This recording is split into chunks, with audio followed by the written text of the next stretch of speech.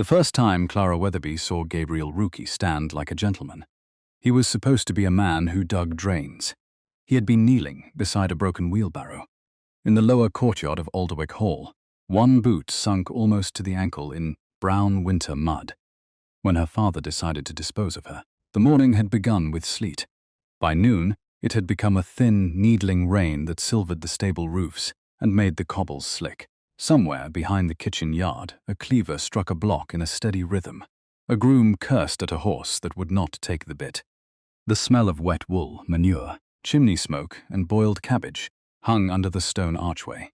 Clara stood on the back steps in a faded brown gown that had once belonged to her older cousin. The cuffs had been turned twice. She had repaired the left sleeve the night before by candlelight, choosing thread in the dark because there was no sense wasting a second candle on a dress her father already called shabby. Sir Roderick Weatherbe looked at her as if the shabby thing were not the dress but the woman inside it. 2 seasons, he said. 2 full seasons in London, and what have I to show for it? Bills, gossip, and a daughter no sensible man will marry. Clara kept her hands together at her waist. She had learned that if she linked her fingers, no one could see them shake. Sir Roderick had not asked her to come outside. He had ordered a footman to fetch her from the still room, where she had been helping Mrs. Finch count dried lavender and feverfew. She still had a faint smear of soot on the side of her wrist from the stove. Mr. Bellamy withdrew because you argued with him over the corn laws, her father continued. Lord Henshaw complained that you corrected his Latin, and as for young Mr. Fenwick, you asked him whether he had ever read the book he was quoting. In front of 6 people. He had not, Clara said. A groom lowered his head very quickly to hide a smile. Sir Roderick heard it anyway. His face darkened. That is precisely what I mean. You would rather be right than be wanted. Clara looked past him at the rain running from the gargoyle spout above the kitchen door. She had discovered, over the years, that there were moments when speaking truth did not improve anything. This was one of them. Her father took her silence for surrender. I will not pay another London dressmaker. I will not pay another lodging bill. I will not entertain another mother's son, so you may frighten him away over soup. You are 24. Your mother left me enough trouble without you adding to it. That last sentence still had the power to hurt, though her mother had been dead 12 years. Clara swallowed. Below them, the man by the wheelbarrow stopped pulling at a leather strap. His name, as far as anyone at Audiobook knew, was Gabriel Arden. He had arrived in September asking for work, carrying everything he owned in a canvas roll and wearing boots already cracked at the heel. He was taller than most of the farmhands and quieter than all of them. He worked without complaint, ate what was put before him, and had a habit of looking directly at a person when they spoke. Clara had noticed him before only in pieces, a broad back carrying fence posts, a deep voice asking Mrs. Finch where she wanted the sacks put, a pair of rough hands holding a frightened mare still, while a nail was pulled from its hoof. She knew almost nothing else about him. Her father knew less. That was why, when Sir Roderick's eyes moved over the courtyard and found the labourer kneeling in the mud, his expression sharpened with sudden, ugly inspiration. There, he said. If you insist on behaving as though rank means nothing, perhaps rank is exactly what you can do without. Clara followed his gaze. Gabriel Arden looked up. Rain clung to the dark hair beneath his cap. There was mud on his cheek and grease across one knuckle. His coat was a rough brown thing, patched at one elbow. Yet even crouched by a broken barrow, there was something about him that did not shrink. Her father pointed at him. Rook, the labourer rose. Too smoothly, Clara thought. Not quickly, not fearfully. He unfolded to his full height, and for one brief second the rounded shoulders he wore at work vanished. His back straightened, his chin came level. He seemed to take up more space than he had a moment before. Then the change was gone. He lowered his head again. Sir, you are unmarried, are you not? A pause. I am. Then you may have her. The yard went silent in the peculiar way a working yard never truly goes silent. The cleaver stopped. A bucket scraped somewhere out of sight. Rain ticked in a broken gutter. Clara looked at her father. For several seconds she thought she had misunderstood him. Sir Roderick smiled without warmth. My daughter needs a husband. You need, I assume, someone to keep a pot on your fire. The East Lodge is empty. Marry her, and you may live there while you remain in my employ. She will no longer be a charge on this house, and you will have done better than a man of your station has any right to expect." Someone near the stables drew in a breath. Clara felt the blood leave her face. Her father had shamed her before. He had called her difficult, ungrateful, unwomanly. He had taken her books from her room and locked them in his study, because, he said, reading had filled her head with opinions. He had blamed her for the cost of every gown, every journey, every failed courtship. But never this, never before servants, never as if she were a chair he no longer wished to store. Gabriel Rook did not look at Sir Roderick. He looked at Clara. That was the second thing she noticed about him. Most men, when her father was angry, watched her father. They watched the source of power in the room. They measured themselves against it. This man watched her. "If Miss Weatherbe wants it," he said. Sir Roderick blinked. Gabriel's voice was low and roughened by the northern accent he used with the other men. "If she does not, then no." The groom nearest the archway stared openly now. Her father's cheeks turned a heavy red. "Did you hear what I said?" "I did. Then perhaps you did not understand. I am offering you my daughter. And I am saying it is not yours to offer without her answer." Clara forgot the rain. Sir Roderick came down one step. "You are a hired groundsman. Yes, sir, you mend ditches, when they need mending. And you imagine you may set terms to me in my own yard." Gabriel's mouth moved slightly. Not a smile. Something firmer. Only one term, her word. Clara stared at him. The humiliation did not disappear. Her father's cruelty did not become smaller, but within it, a narrow space opened where she had not expected one. Choice. Such a small thing. A single word given back to her. Her father turned on her. "Do not look grateful, girl. You have very little to be grateful for. Say yes and take the lodge, or say no and leave Alderwick before supper. I will not have you under my roof another night. You may go to one of those books you love so much and see whether it feeds you." Clara felt her nails press into her palms. The rain had dampened the loose hair at her temples. Her throat felt tight, but she refused to give him tears. Not here. She stepped down one stair, then another. It brought her nearly level with her father, instead of standing above him. She did not know why that mattered. It simply did. "You have spent years telling me no gentleman wants a woman who speaks plainly," she said. "Perhaps you are right about the gentleman you know." Sir Roderick's expression hardened. Clara turned toward Gabriel. "But this man has asked what I want before he has asked what he receives. That is more courtesy than I was shown, by half the men whose gloves I was expected to admire in London." Gabriel went very still. She could see him clearly now. He was perhaps 10 or 12 years older than she was. Strong-featured rather than handsome in the polished way of drawing rooms.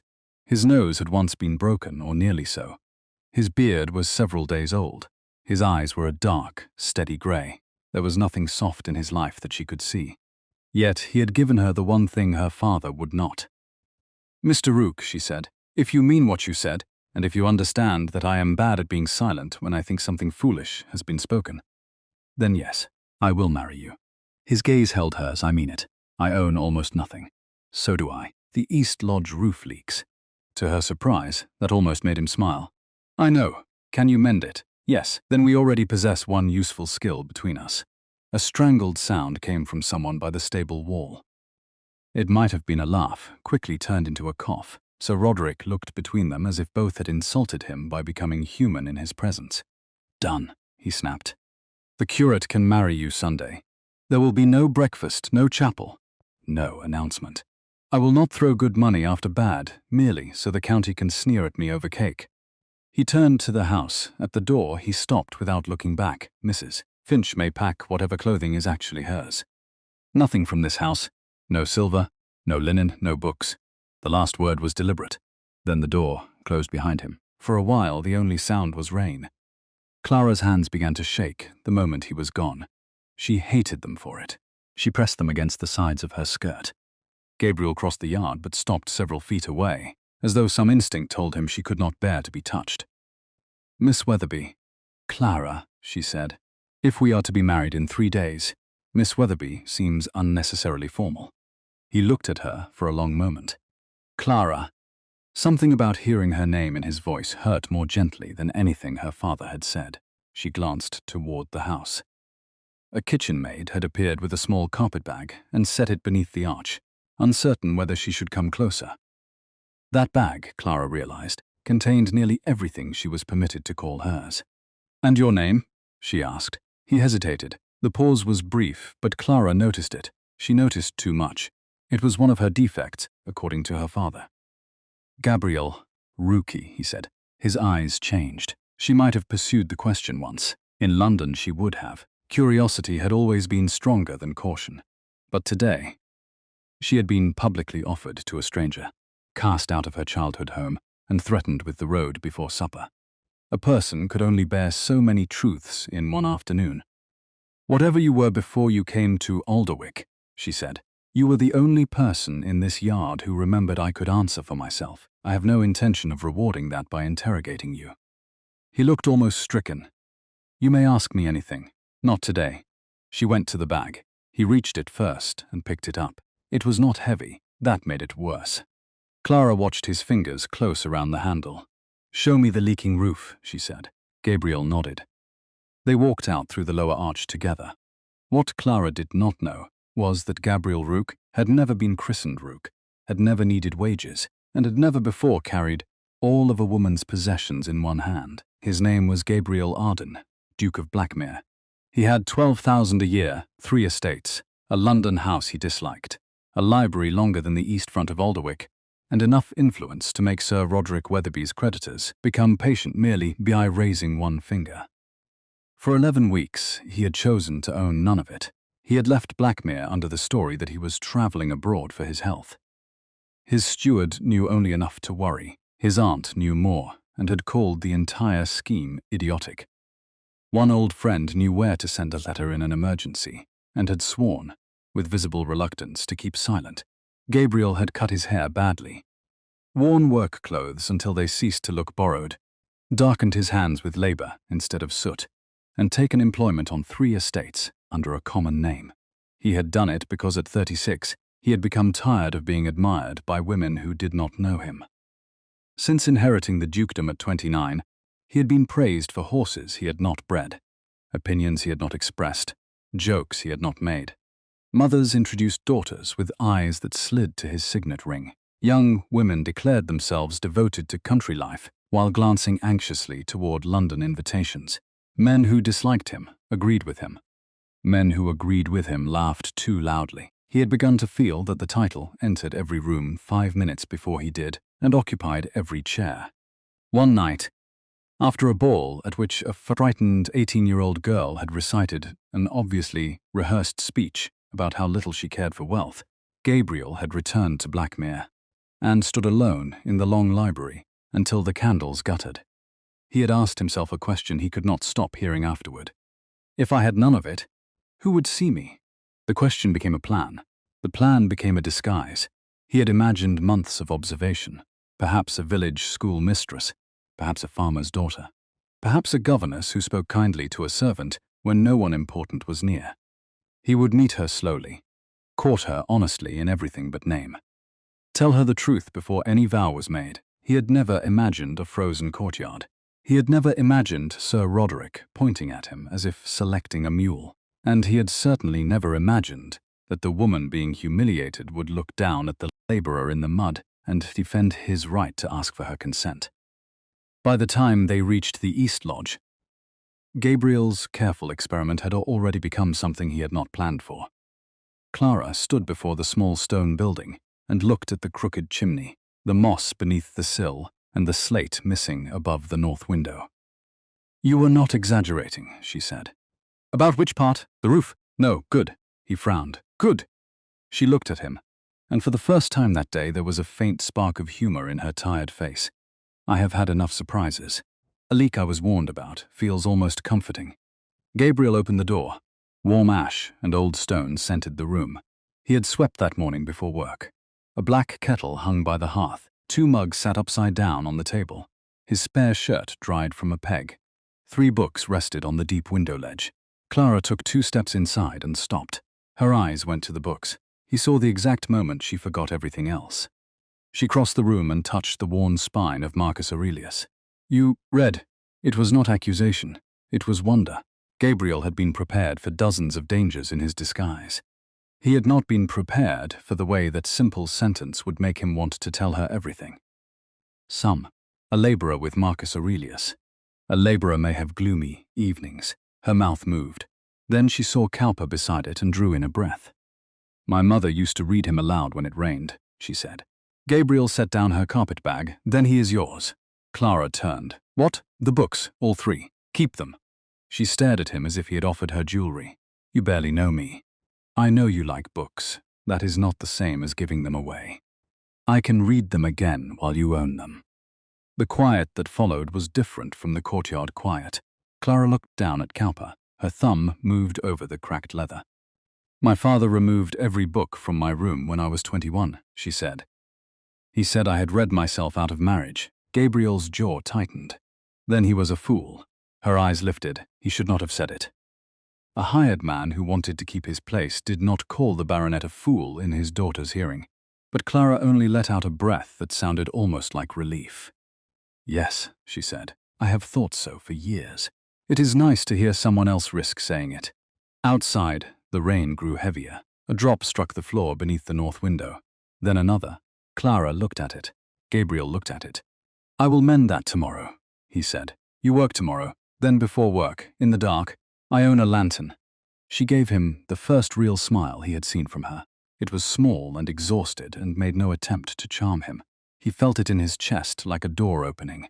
You are a very strange groundsman, Gabriel Rook. He took off his wet cap and set it by the fire. So I have been told. That night he gave her the room upstairs and the only bed. He slept on the settle with his coat over him and woke sometime after midnight to the quiet creak of the floorboards above. Then he heard her cry. Not loudly. Clara seemed incapable of doing anything loudly when it concerned her own pain. It came in brief, muffled breaths, as though she had pressed her face into the pillow, so even the house would not hear. Gabriel lay staring into the dark. He could have gone upstairs. He could have said her father would never frighten her again. He could have told her there were 20 rooms at Blackmir warmer than this whole lodge. Servants enough. To carry her belongings without asking. Shelves of books no one would ever lock away from her. He could have ended her uncertainty before morning. But if he did, he would never know whether she chose him after that, because she wanted Gabriel, or because the Duke of Blackmir had opened a door too large for any frightened woman to refuse. It was the old fear, ugly now that it lived beside her tears. He turned onto his side and closed his eyes. He did not go upstairs. It would become one of the choices he regretted most, though not for the reason he imagined then. Sunday came under a pale sky with frost whitening the hedges. Clara woke before dawn because the lodge was cold and because she had slept badly. For a few seconds she did not know where she was. Then she saw the sloping ceiling, the unfamiliar chair with her brown dress hanging over it, and the silvered square of the tiny window. She lay still. Today she was to marry a man she had known for 3 days. The thought should have terrified her more than it did. She could hear Gabriel below, moving carefully around the hearth. A poker rang softly against iron. The kettle lid rattled. He coughed once, then muttered when a log rolled wrong. The ordinary sound steadied her. No maid came to dress her. No father sent word about how she must behave. No aunt inspected her hair and told her to smile less when she spoke. She washed in water so cold it made her teeth ache, brushed her gown, pinned it as neatly as she could, and found a sprig of rosemary Gabriel had left on the stair. There was no note. There did not need to be. She fastened it at her breast. When she came down, Gabriel was wearing a clean shirt. Clean was doing more work than fine. The shirt had been mended at the shoulder and was rough enough to abrade the neck, but it had been washed, dried before the fire and pressed with an iron whose handle had left a faint black mark on one cuff. His hair was damp and combed back. He had shaved. Without the beard, he looked less like a common laborer and more dangerous to her peace. His face was too composed. His mouth was firmer than she had expected. There were small lines at the corners of his eyes that belonged to a man who had spent years thinking more than laughing. He looked at the rosemary. Mrs. Finch found it for me, he said. I suspected you had not grown it overnight. You have too much faith in my gardening. I have seen the state of the yard. I have exactly enough. He smiled. It came slowly. as if the expression had not been used often and needed persuading. Clara felt something shift inside her. They ate bread, toasted over the coals, and shared an apple, because there was only one. Gabriel cut it with his pocket knife and gave her the larger half without comment. She noticed everything. The church was nearly 3 miles away. They walked. The road was hard beneath their shoes, frozen ruts catching the low winter sun. Bare branches clattered against one another overhead. A rook lifted from a field and flapped toward the trees. Their breath made white clouds when they spoke. At first, Clara kept a little distance between them. Then the road narrowed beside a ditch and Gabriel offered his arm. She took it. His coat was coarse under her glove. "Are you regretting it?" he asked after a quarter mile. She looked ahead. "Marrying you? Yes. Ask me at the church door."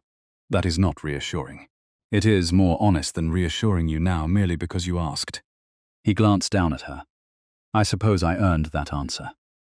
"You insisted on my word. You must suffer what comes with it." His mouth twitched again. They walked another stretch in silence. "Are you regretting it?" she asked. "No," he answered so quickly that she turned. There was no smile on his face now.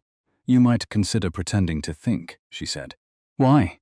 "Because certainty from a man about to marry a woman his employer discarded in a yard may be taken for foolishness. Then let it." She looked away before he could see what that did to her. The parish church was small and smelled of damp stone, candle wax, and old prayer books. The curate, Mr. Phelps, had clearly been told enough to be uncomfortable, but not enough to be useful. His wife stood witness in a blue shawl. The sexton stood near the back, with his hands red from the cold. There were no flowers except Clara's rosemary, no organ, no family, no one from Alderwick. Sir Roderick had kept his word about refusing even the appearance of celebration. Clara expected the emptiness to humiliate her. Instead, it made the little ceremony private. There was no one to impress. When the curate asked who gave the woman, there was an awkward pause. Clara answered, "I give myself." Mr. Phelps blinked. Gabriel looked at her. She felt his hand tighten around hers once. The curate cleared his throat and continued. When he asked for a ring, Gabriel reached into his pocket. Clara had not expected one. He placed a plain silver band in the curate's palm. It was narrow, slightly imperfect, and too large for her finger. She knew at once that it had cost more than he should have spent. "Gabriel," she whispered. He shook his head almost imperceptibly. Not now, so she let him put it on her. She curled her fingers afterward to keep it from slipping. He noticed that too. During the vows his voice changed. Not in accent, not entirely, but the rough labourer's burr thinned until each word came clean and measured. For richer, for poorer. Clara nearly smiled at the phrase. They had so little between them that poorer seemed ambitious. Gabriel did not smile. He spoke as if every word mattered. When it was her turn, she did the same. At the end, Mr. Phelps said Gabriel might kiss his wife. Gabriel lifted his hands but paused before touching her. Even now he waited. Clara raised her face. His palms were rough against her cheeks. The kiss was gentle and brief. Yet when he started to move back, her hands came up and closed around his wrists. She did not pull him closer. She only held on for a second. His eyes opened. So did hers. The church felt suddenly too quiet. "Mrs. Rook," he said softly. The name was strange. So was the warmth in his voice. "Mr. Rook," she answered. They walked home as husband and wife. Nothing in the road had changed. The same frozen ditch ran beside it. The same crows worried the stubbled fields. Yet, Clara found herself aware of small things she had not noticed on the way out. The weight of his arm beneath her hand, the unevenness of his stride, where his left boot pinched, the way he always moved to the roadside when a cart passed. At the lodge he had managed a wedding breakfast of sorts. Mrs. Finch had sent eggs wrapped in straw and a wedge of cheese. Someone from the stable, apparently without Sir Roderick's knowledge, had left a little jar of honey by the door. Clara stood looking at it. "Who brought this?" "No name." "Then we must assume the bees." Very civil bees. They ate at the small table with the sun coming weakly through the window. There was no toast, no speech. Gabriel burned one egg while trying to talk to her and scraped the pan at the same time. Clara laughed. He looked so pleased by the sound that she stopped laughing from surprise. "What? Nothing." That was clearly something. "I like hearing you laugh." She lowered her eyes to her plate. No man had ever said anything so simple to her and made it feel so dangerous. The first week of their marriage was built from tasks. Clara discovered that poverty, at least in a lodge with a leaking roof, left little room for dramatic misery. There was wood to split, water to carry, shirts to mend, ash to sweep, bread to stretch, potatoes to peel. Gabriel went out before full light each morning and returned with mud on his trousers and cold in his hands. Clara learned the lodge's drafty places and pushed rags beneath the door. She found a cracked crock in a cupboard and used it for dripping. She washed linen at the pump until her fingers went numb, and then warmed them around a mug. Her life at Alderwick had been larger and less useful. She had lived in high rooms with carpets, mirrors, and servants, yet almost every act had been decided for her. Here she had 2 rooms below, one above, a smoky chimney, and the freedom to choose where the spoons went. The freedom felt enormous. Gabriel treated it as ordinary. That was perhaps the strangest part. On the second morning, he asked where she wanted the table. Clara stared at him. "What? The table? It wobbles where it is. I can brace it, but if you want it closer to the window, I will do that before I mend the leg. Why are you asking me?" He frowned. "Because you live here." She looked down at the table. "Closer to the window," she said. He moved it. Such moments undid her in ways cruelty never had. Cruelty she knew how to resist. Kindness entered without announcing itself and found places she had not guarded. At night he still slept on the settle. On their wedding night, Clara had stood halfway up the stairs, hand on the rail, uncertain what was expected. Gabriel was banking the fire. "You are my husband," she said. He looked up. "I am. You need not sleep there because you think I will accuse you of presumption." His expression became very still. "Do you want me upstairs?" The directness of the question made heat rise into her face. No man had ever asked her what she wanted in such a matter. She scarcely knew how to find the answer beneath years of warnings, instructions, and shame. "I don't know yet," she admitted. Gabriel nodded once. "Then I stay here until you do." That was all. No sulking, no wounded pride, no reminder of his rights. Clara went upstairs and sat on the bed for a long while in the dark. 3 nights later she came down for water and found his long frame cramped on the settle, 1 foot hanging over the end, his coat fallen to the floor. She picked it up and covered him. He woke. For 1 second he looked wholly unlike a sleeping labourer. His hand moved under the edge of the settle, as if reaching for a weapon that was not there. His eyes sharpened before memory returned. Then he saw her. "Sorry," he said. "For what? Startling you." "You did not." She handed him the mug she had filled. "You sleep like a man expecting burglars." "Old habit. From where?" The question hung between them. Gabriel looked at the fire. Another life. Clara could have pressed. She did not. That life appears to have had poor beds too. Worse company. She went back upstairs smiling despite herself. On the 6th day, old Harry Meeks cut his palm on wire while mending a boundary hedge. He came to the lodge because it was closer than the main house, and because Clara happened to be outside shaking a rug. "Beg pardon, missus," he said, holding his bleeding hand in the air. "Don't mean to trouble. Sit down before you decorate my step." She took him inside, washed the cut in warm water, and wrapped it with a strip torn from an old chemise. Harry protested over the cloth. "It's already torn," Clara said. "Now hold still." Gabriel came in while she was tying the knot. He stood in the doorway with a coil of rope on one shoulder. Clara barely looked up. There is bread if he has not eaten. Harry tried to refuse. She gave him half the loaf anyway. After he left, Gabriel remained by the door. "What?" she asked. "Nothing." She sighed. "You say that often when you mean something." He set down the rope. "You gave him half our bread. His wife has been ill." "I know." "Then why are you looking at me as if I did something remarkable?" He had no answer that would not betray too much. Because he had spent 11 weeks watching how people behaved toward men who could do nothing for them. Because a baronet's daughter with 2 loaves to her name had just given away half of one without calculating who might see. Because this was what he had gone looking for, and because the discovery now shamed him a little. Clara had not performed kindness for him. She did not know she was being measured. For the first time, Gabriel felt the coldness of the experiment clearly. "You're right," he said. "It isn't remarkable. It ought not be." She studied him. "That is not what you were thinking." "No. Will you tell me?" He looked at her hands, still damp from washing Harry's blood away. "I was thinking he will remember it." Clara shrugged. "I hope he forgets it." People should not have to remember every time someone helped them. It becomes another debt. The words stayed with Gabriel all day. 2 days later, a tinker's mule went lame on the road. Clara heard the animal before she saw it, a low, distressed bray near the broken gate. She went out in her shawl while the tinker crouched by the hoof. The mule tossed its head. Clara took the bridle and spoke to it until it steadied.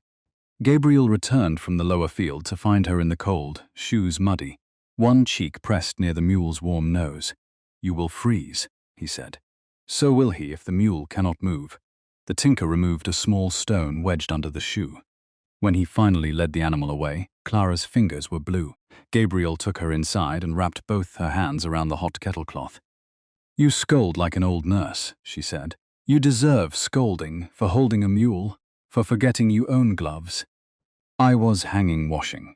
The mule did not require bare hands for emotional reassurance. She laughed at him.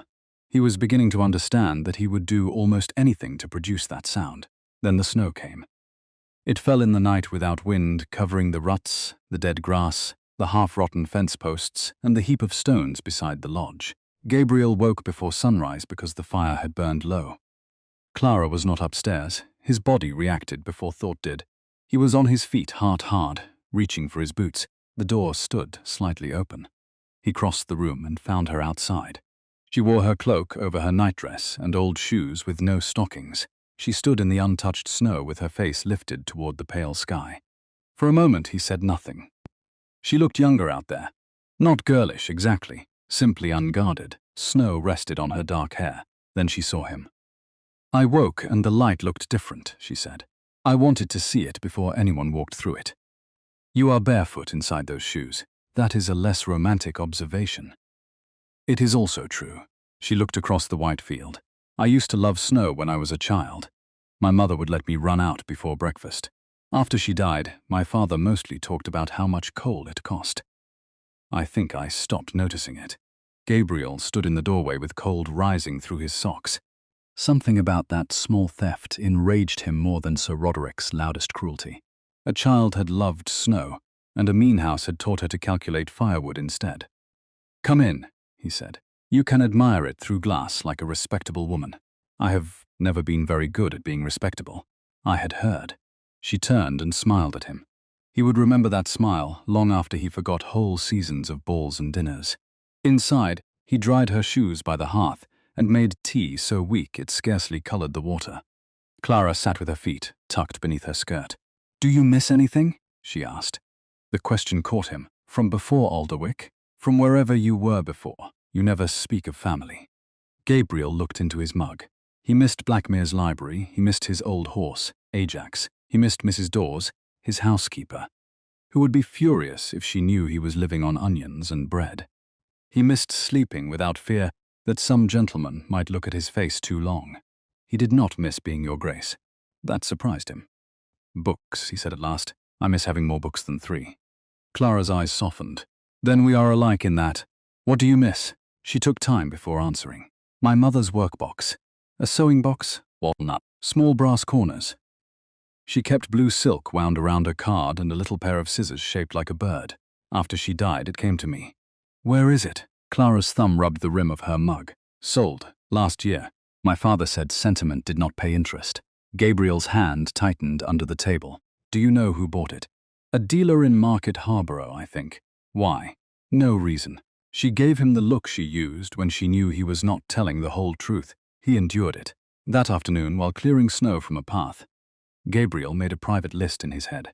Walnut workbox, brass corners, bird-shaped scissors. Dealer in Market Harborough. When he eventually returned to his own name, he would set his steward on it. He would search every shop in England if necessary. Not because a duke could, because a husband should try. The difference between those two motives mattered to him more each day. So did the weight of the secret. The disguise had once felt like freedom. With Clara beside him, it began to feel like a wall. Every ordinary conversation brought him against it. If she asked whether he had ever seen the sea, he had to choose between a lie and a half-truth. If she wondered what London was like from a man's point of view, he had memories of parliamentary dinners and crowded clubs he could not explain. If she asked why his handwriting looked educated when he made a list for the grocer, he blamed the old parson who had taught him letters. The parson existed. Nearly everything he told her contained some piece of truth. That made it worse. A lie that is entirely false is easy to recognize. A lie stitched from true cloth can be worn for years. Gabriel did not want to wear his with her. Yet each day he postponed the moment of taking it off. He told himself he was protecting the certainty he had crossed 3 counties to find. He told himself Clara needed time to know the poor man before meeting the Duke. He told himself 1 more week would make the truth kinder. At night, lying on the settle while she moved softly overhead, he sometimes wondered whether kindness delayed too long became another form of cowardice. The worst cold of January arrived with rain. It began before dawn, tapping lightly at the repaired slate above the north window.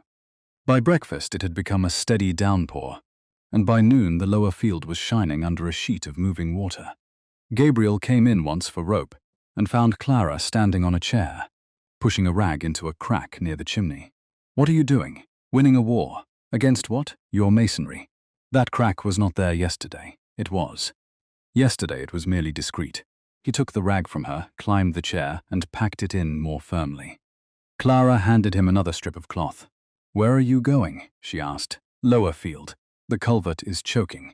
She looked through the window. Rain ran down the glass in crooked lines. "Can it wait? Old Mr. Ellison has sheep below the bank. If the water breaks over, it will take the pen. Then at least take the oilskin. It belongs to the head groom. He is indoors and wishes to remain employed." Clara pressed her lips together. She understood too well what it meant to depend on Sir Roderick's temper. "Come back before dark," she said. "I will." He did not. Dark came at 4:30. The rain went on. Clara moved from hearth to window and back again until she was angry with herself for counting minutes. At 6, she heard the latch. Gabriel stepped inside, soaked through. Water ran from his hair and sleeves. His lips had lost their color. "You idiot," Clara said. He gave her a tired look. "Good evening to you too. Take that off. Clara, the coat, Gabriel. Unless you intend to drown on my clean floor." Her hands were already at the buttons. The wool was so wet it had become heavy. She dragged it from his shoulders, then shoved the blanket from the bed around him and pushed him toward the hearth. "Sit. The sheep are safe." I was about to ask after them before my husband collapsed decoratively by the fire. "I am not collapsing." His teeth clicked once. Clara put a mug into his hands. He obeyed then. She warmed another cloth and rubbed his hair with it, annoyed by the tenderness of the act because anger was easier. "You promised before dark." The culvert wall gave way, and there was no other man in England to rebuild it. There were 4. "Excellent, I married the 5th. Gabriel looked into the steaming mug. "You were worried." It was not teasing. Clara's hand stopped on his shoulders. "Yes." He turned his head slightly. She could see only the side of his face. "No one has worried where I was in a long time," he said. Clara's anger disappeared. "That seems unlikely." "It is not." She wanted to ask about the old life again. Instead, she laid both hands on his shoulders through the blanket. Then become accustomed to it. He closed his eyes. The warmth of the fire struck his face. Clara's palms rested against him, small and steady. Gabriel had spent years in houses filled with people. He had been waited on from waking until sleep. There had always been someone to take his coat, pour his wine, saddle his horse, open a door. No one had ever made him feel cared for like this. The distinction was almost painful. Service had surrounded him all his life. Care had not. He sat without moving because he feared that if he turned and looked at her, his face would say too much. After that night, something eased between them. Clara did not ask him upstairs again. Gabriel did not presume. Yet she began leaving the bedroom door open while she brushed her hair. And sometimes they talked across the stairwell, after the candle was blown out. Their conversations wandered. She told him about her mother teaching her chess with ivory pieces missing 2 pawns. He told her about a dog he had had as a boy, a black hound named Bracken who stole gloves and buried them beneath roses. She described the London season as being dressed too tightly, and asked too few interesting questions. He laughed so loudly at that she came halfway down the stairs to see whether he was choking. He learned that she hated boiled turnips, loved thunder, and could calculate household expenses faster than he could, despite never having been allowed to manage a household. She learned that he knew too much about drainage, horses, Roman philosophy, and the habits of gentlemen at private clubs. That last thing she stored away. Gabriel saw her store it, neither spoke of it. One Saturday, when the rain finally stopped and the ground froze hard, he walked into town. Clara thought he was buying nails. He was, but he also spent nearly all the wages he had set aside as Gabriel Rook on 6 yards of grey wool. He stood in the draper's for 10 minutes, arguing with himself. The Duke in him could have bought every bolt in the shop without noticing the expense. The labourer counted coins twice. That was why, when he finally chose the wool, the purchase felt more intimate than gifts he had sent women in London worth 50 times as much. He carried it home under his coat to protect it from the damp. Clara was peeling onions at the table. "Close your eyes," he said. She looked up suspiciously. "Why?" "Because I asked. That is not a reason. You are difficult. You married me with warning." He put the parcel in her lap. She opened it. The onions were forgotten. "Gabriel, your sleeve is worn through." Her fingers moved over the wool. "This is good cloth. It is warm cloth. It cost too much. That is between me and the draper. We should save." "For what?" "A bad month. There is always a bad month somewhere ahead. We can meet it while you are warm." She stared down at the cloth. Her eyes shone. He immediately looked away to give her the dignity of pretending they did not. "It will make a plain gown," she said. "Good. You say that because you know nothing about gowns." "I know enough to dislike freezing wives." That earned the laugh he wanted. She made the dress herself over the next 2 weeks. At night, the grey wool lay across her knees while Gabriel repaired harness, sharpened tools, or read aloud. The reading began by accident. Clara was trying to sew by firelight when he picked up Cowper and read a few lines to see whether she remembered them from childhood. She stopped sewing. He went on. At first, he deliberately roughened his reading, flattening the cadence, stumbling once on a word no educated gentleman should have stumbled over. It felt absurd and, in front of her, increasingly dishonest. By the third evening, he forgot to perform badly. He read as himself. His voice filled the small room, measured and easy, giving the verse shape without showing off. When he reached the end of a passage and looked up, Clara's needle had stopped in the cloth. She was staring at him. "What? You read like a man who was educated for more than ditches." Gabriel closed the book. The fire snapped. "I had a good teacher." "The parson?" He had mentioned an old parson once. "Yes. He taught you Greek philosophy too." "Some. And how to quote parliamentary speeches." He had done that the night before without thinking. "I remember things." Clara put her sewing aside. "A gentleman on a horse thought he knew you last week. You write a better hand than my father's secretary. You know which London clubs serve dinner after midnight, and you read poetry as if someone beat the bad habit out of you at school." Gabriel said nothing. Her gaze did not accuse him. That almost made it worse. "I told you I would not pry," she said. "I meant it. But do not mistake my silence for blindness." "I don't." "Good." She picked up the grey wool again. He stared at the page without seeing it. "Clara, yes." The truth rose to his tongue. He could feel it there. "My name is Gabriel Arden. I am the Duke of Blackmir. The man who nearly recognized me was Henry Talbot, and he ate at my table 3 years ago." Instead, he said, "There are things I should tell you." She waited. He heard the rainwater and gutter outside, although it had stopped raining hours ago. "Are those things dangerous to me?" she asked. "No." "Are you married to someone else?" "God, no." "Wanted by the law?" Despite himself, he almost smiled. "No." "Did you steal the 3 books?" "No." "Then tell me when you can." She lowered her eyes to her sewing. The generosity of it made him ashamed. "You trust me too much," he said. Clara threaded the needle again. "No. I trust what you do. That is not quite the same thing." The sentence followed him for days. She trusted what he did. He began to answer that trust with every useful thing his hands could manage.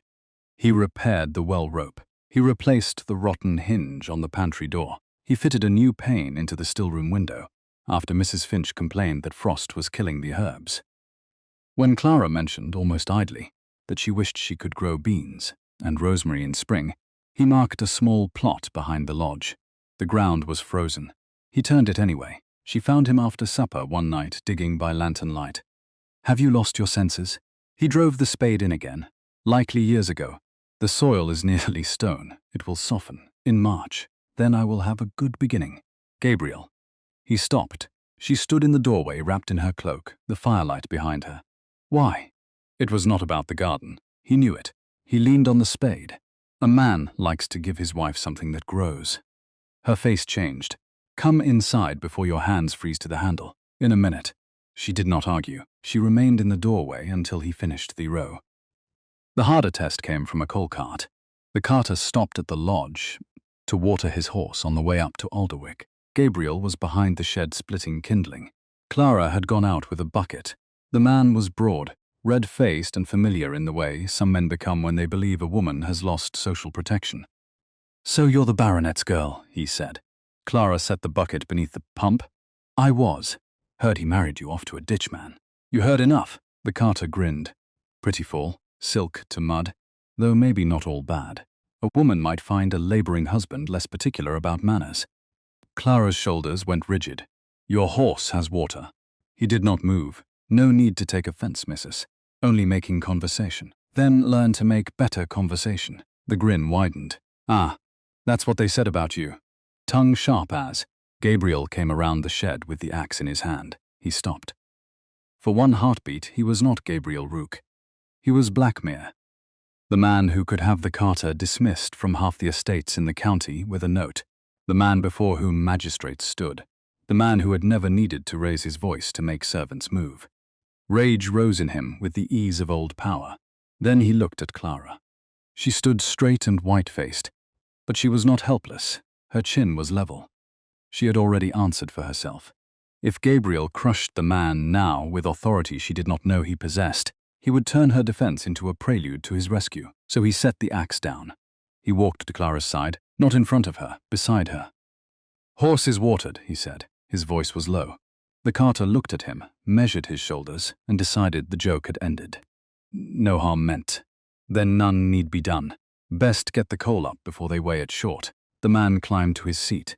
As the cart rolled away, Gabriel watched until it passed the bend. Clara let out a slow breath. "Thank you." "For what?" "For not turning it into a brawl." He picked up her bucket. "I considered it. I saw. He deserved worse." "Probably." They went inside. At the table, Clara touched his wrist. "You stood beside me." He looked at her hand. "Where else would I stand?"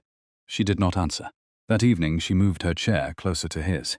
By the end of January, Gabriel had stopped thinking of Clara as the woman who had answered his experiment.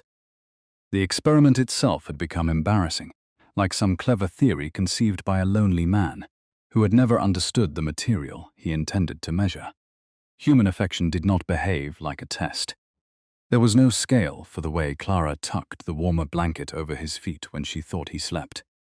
No mark to assign the sound of her humming while she kneaded bread. No column in a ledger for the way she frowned at accounts, or laughed with her mouth full, and then covered it with her hand because some long-dead governess had trained her to be ashamed of doing so. He did not watch these things to judge her anymore. He watched because he loved them. He had not yet said the word even to himself. It came to him one evening when she was mending his coat. "This tier was not here yesterday," she said. "Fence nail. You and fences are conducting a private war. I am winning. The coat disagrees." He sat near the hearth in his shirt sleeves while she bent over the rough brown wool. Her hair had escaped its pins. A line of concentration appeared between her brows. The room smelled of onions, beeswax, and smoke. Nothing grand had ever looked more beautiful to him. "I love her," he thought. The realization did not arrive like lightning. It settled, as if it had been true for some time and had merely grown tired of waiting for him to notice. He looked away quickly. "What?" Clara asked. "Nothing. There is that word again, a useful word, a cowardly one." He laughed under his breath. "You are merciless. You knew that before Sunday." She bit the thread and handed him the coat. "There, try not to tear it before breakfast." He put it on. Her fingers smoothed the repaired seam once, unconsciously. Gabriel nearly told her then, not the title, the other truth. He nearly said, "I love you." But she looked suddenly shy, and he feared crowding something that was only beginning to open. So he thanked her for the mending. The outside world came to the lodge 2 days later on horseback. Gabriel was on the roof replacing a slate when he heard hooves below. "You there," a gentleman called. Gabriel glanced down and felt his stomach go cold. Edmund Price sat on a chestnut, gelding beneath the eaves. Price was not a close friend. That made him more dangerous. He was a solicitor's son who had climbed into fashionable society through usefulness, lending arrangements and other men's weaknesses. He had dined at Blackmir twice, once in company, and once because Gabriel's steward had needed a difficult debt ungled. Price remembered faces because faces were currency to him. He pushed back his hat. "Is this the road to Alderwick Hall? I've missed the west turning." Gabriel kept his head bent over the slate. "Straight on, sir. Left where the wall is broken." Price stared upward. "Have we met?" Below, the lodge door opened. Clara stepped out with a basket on her arm. Gabriel saw her look from Price to him. "No, sir," he said in the broad, rough accent he had practiced for weeks. "Can't say we have." Price did not move. "There is something familiar about you." Gabriel reached for another slate. "Mud and a cap make common company, sir." Price gave a short laugh. "Perhaps." He touched his hat to Clara. His eyes lingered on her, then returned to Gabriel. Finally, he turned the horse and rode on. Gabriel waited until the hoofbeats faded. He climbed down. Clara stood beside the ladder. "He knew you." "He thought he did." "That is not the same answer." Gabriel wiped his hands on his trousers. The truth was there again. He had only to say it. "Gentlemen rarely know men who work for them," he said instead. "He has likely seen me on another estate." Clara's face did not harden. It did something quieter. She nodded. "Perhaps." He heard the doubt in the word. "Clara," she looked up. "Tell her." "You're cold," he said. "Go in." The disappointment that crossed her face lasted less than a second. That made it worse. "Yes," she said. "I am." She went inside. Gabriel remained at the foot of the ladder with the slate dust on his hands. He knew he had just lost something small. Not her trust, not yet, but perhaps the ease of it. And he knew, with increasing dread, that truth postponed did not stay the same size. It gathered weight. After Price's visit, Clara did not become cold. Gabriel almost wished she had. Anger would have given him something to answer. Instead, she remained kind, spoke to him at supper, laid the fire, mended the grey dress, and listened when he read. Only now there was a thin pane of caution between them. He could feel it most in the pauses. Before, if he said something odd, she questioned him. Now she sometimes let the oddness pass. Before, when he came in at dusk, she told him every small thing that had happened. Mrs. Finch had burned a batch of preserves. Harry's grandson had lost a boot in the pond. A fox had stolen one of the Miller hens. Now there were evenings when she seemed to decide which thoughts were safe to share. Gabriel had wanted to be loved as a man and not a title. He began to understand that he could not demand to be known while refusing to be knowable. One evening the wind came hard from the north and pushed smoke back down the chimney. Clara opened the door a crack and waved a cloth while Gabriel fought with the damper. "If Blackmir's grandest drawing room smokes like this," he muttered without thinking, "the housekeeper would murder the sweep." "Silence." He froze. Clara lowered the cloth. "Blackmir?" He could have pretended she misheard. He did not. "A great house north of here." "I know what Blackmir is. Everyone does." She watched him carefully. "Have you worked there too?" The question was merciful. "I have been there. As a labourer." Gabriel looked at the hearth. "No." Clara waited. The wind hissed at the door. "That is one of the things you cannot tell me yet," she said. It was not truly a question. "Yes." She wrapped the cloth around her hand. "Then I wish you would tell me when yet ends." He looked at her. Soon. The word sounded poor even to him. Clara nodded and went to close the door. Gabriel caught her hand before she passed. She stopped. He was careful not to hold her tightly. "I have not lied about what matters most," he said. Her eyes met his. "That depends on what you think matters most." The sentence landed cleanly. He released her. She regretted it at once. He saw that too. But she did not take the words back. "You are right," he said. That surprised her. "Gabriel, you are right. I asked for your word in that yard and have not given you the whole of mine." His throat tightened. "I will. When?" He looked toward the dark window. "Before winter is over." Clara gave a small, unhappy laugh. "That sounds like a man negotiating with himself." "It is. Are you winning?" "No." This time she almost smiled. The pain between them thinned, but it did not disappear. 2 nights later he read to her again. Cowper lay open across his knee. Clara sat with the grey dress spread over her lap, adding a row of small hooks. The fire had burned low. Outside, the wind had dropped, leaving the lodge wrapped in a deep rural quiet broken only by the occasional snap of a branch. Gabriel finished a passage and closed the book. "Why did you stop?" she asked. "Because I cannot see the page. There are 2 candles left, and tomorrow there will still be 2 if we do not burn one tonight." Clara threaded another hook. "You sound like me. Terrifying thought. You may recover." He watched her fingers work. "Your father was wrong about you," she stilled. "That is an abrupt change of subject." "I know." She waited. Gabriel set the book aside. "He called you too much. Too clever. Too plain. Too willing to ask a question someone would rather not answer." Clara's face went guarded. "You need not repeat the list. I know it by heart. I am not repeating it the way he did." His voice had changed, again, the educated cadence slipping through, because he no longer had enough attention left to hide it.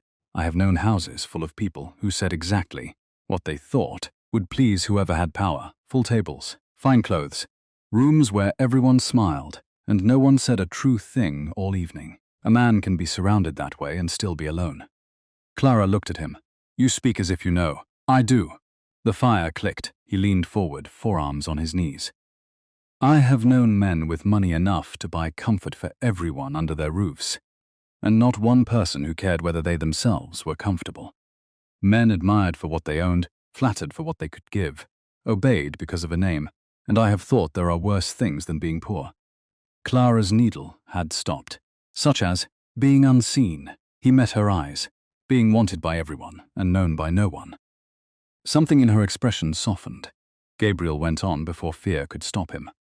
"Then one morning I was kneeling in mud, and a woman who had just been shamed in front of half a household looked at me as if I was still a person.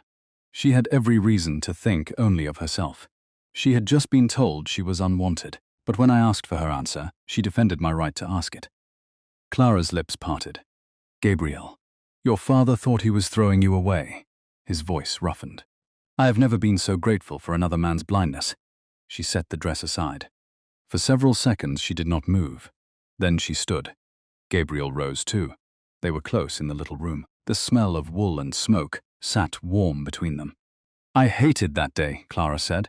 "For weeks afterward I would wake and remember the yard before I remembered where I was. I thought I had reached the bottom of my life." Her eyes were bright. "And then I would hear you downstairs burning something in the pan." "I do not burn everything. Enough." A laugh broke through her tears and disappeared. "Or I would see the books on the sill, or the patch on the roof, or the ridiculous garden you dug in frozen ground.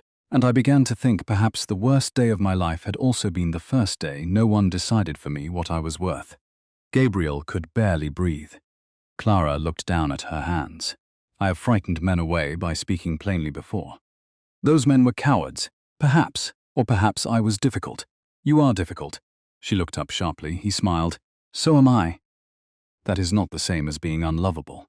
Her face changed. He had not meant to use the word. It was there now. Clara's voice went very quiet. "And am I?" He knew what she was asking. The truth he could give without title came out at once. "No," she swallowed. "That was not quite what I asked." Gabriel stepped closer. "No," he said again, softer. "You are not." He lifted one hand to her cheek. She did not move away. "Clara, there is nothing you could say to frighten me off. Nothing. Speak too plainly. Ask the question. Correct me at supper. Tell me when I am a fool. I would rather have one true word from you than a room full of pleasing lies." Her eyes closed. A tear escaped anyway. "I have been trying not to love you," she whispered. The whole room seemed to go still. "Why? Because I thought it might be another thing I did too much." He made a sound low in his throat. Then he kissed her. Not the careful kiss in the church. This one had weeks of waiting in it. Wet wool, cold mornings, her hands on his shoulders, his cramped nights on the settle. The sound of her crying above him when he had not gone to her. Clara caught the front of his shirt. When they finally broke apart, she was laughing and crying in the same breath. Gabriel pressed his forehead to hers. "Tell her now." The words beat through him. "Tell her before another hour passes." But another thought followed, quieter and more dangerous. She has just said she loves the poor man. Let her keep that certainty one night. Tomorrow, when you tell her, she will know beyond doubt that she gave her heart before she knew there was anything to gain. He hated the reasoning, even as he accepted it. "One night," he told himself. "One more night." "You are thinking too loudly," Clara murmured. "Am I?" "Yes. What am I thinking?" She opened her eyes. I don't know, but you look as if you are arguing with someone. He touched her hair. I am. Are you winning? No. She smiled and laid her head against his chest. Gabriel closed his eyes. Tomorrow. He would tell her tomorrow. At Audiobook Hall, Edmund Price was discovering exactly who he had seen on the roof. He had not come to the estate to visit Sir Roderick. He had come on behalf of 3 men who held pieces of Sir Roderick's debt. The baronet was in worse condition than gossip suggested. Fields were pledged twice. Timber had been sold before it was cut. Servants had gone months with wages delayed. The London season Sir Roderick blamed on Clara were a small fraction of the trouble. Cards, poor speculation and pride had done the rest. Price spent an afternoon at a library table while Sir Roderick paced and accused bankers of disloyalty. He left with figures, signatures and contempt. He also left with the labourer's face in his head. At the inn that evening, he ordered brandy. A gentleman from Leicestershire joined him and mentioned Blackmir in passing. Still abroad, is he? Price looked up. The Duke, so they say. Odd fellow. Never cared much for society. Price lifted the glass halfway to his mouth and stopped. The eyes, the height, the particular stillness when challenged. He saw the roof again. Good God, he said. The other man frowned. What? Price drank without answering. By midnight curiosity had become certainty. By morning certainty had become opportunity. He made inquiries carefully. A new groundsman had arrived at Audiobook in September. No references anyone had bothered to keep. Called himself Gabriel Rook. Quiet. Educated beyond his place, some said. Recently married Sir Roderick's daughter after a scandalous scene in the yard. That last detail interested Price most. A duke in disguise was gossip. A duke secretly married under a false name to the cast-off daughter of a bankrupt baronet was leverage. Price did not yet know how he would use it. He only knew men had paid him for less valuable knowledge. 3 days later, a black carriage bearing the Blackmir arms turned through Audiobook's broken gate. Gabriel was repairing fence posts half a field away when he saw it. His hammer stopped in mid-air. Even at a distance, he knew the crest. His own. The world had found him. He dropped the hammer into the grass and walked toward the lodge faster than a groundsman, with no reason to worry should have walked. Clara was waiting outside. One look at her face told him someone had already come. A servant from the hall asked about us, she said. What servant? Black coat, silver braid. He came on foot from the carriage. Gabriel knew the livery. His steward had sent someone. Clara folded her hands at her waist, the old courtyard posture. He hated seeing it return. He stood by the gate and asked whether this was where the groundsman lived. Then he asked whether I was the woman he had married. What did you say? The truth, of course she had. He looked at me strangely, not rudely, almost as if he were trying to decide whether to bow. Gabriel shut his eyes for half a second. Then he went back to the hall. She searched his face. Why would Blackmir livery ask after you? Here it was. No roof, no horse, no half-heard remark, a direct question. Gabriel knew he should answer. He knew it with complete clarity. Yet fear is not always the fear of consequences. Sometimes it is fear of the pain on a beloved face 1 second after the truth. Clara looked frightened already. She had begun to love this little life. He could see it in the way her eyes flicked to the lodge, the garden, the smoke from their chimney. She thought some great house had come to take something from them. Gabriel could not bear to tell her the great house was his, not while she looked like that. So he made the last lie. Your father's debts, he said. Blackmir holds land near here.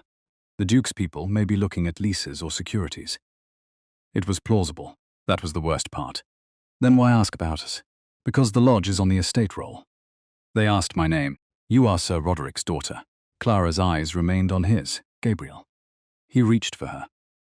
She let him put his hands on her arms, but her body did not soften. Nothing is going to happen to you, he said. A true sentence inside a false answer. You cannot know that. I can. She stared at him. He realized what he had said. How? He had no good answer. Because I won't let it. Clara stepped back, not dramatically, only enough to remove his hands. That is not the same thing. She went inside. The grey dress lay over the back of the chair. Cowper rested open on the sill. The kettle began to hiss.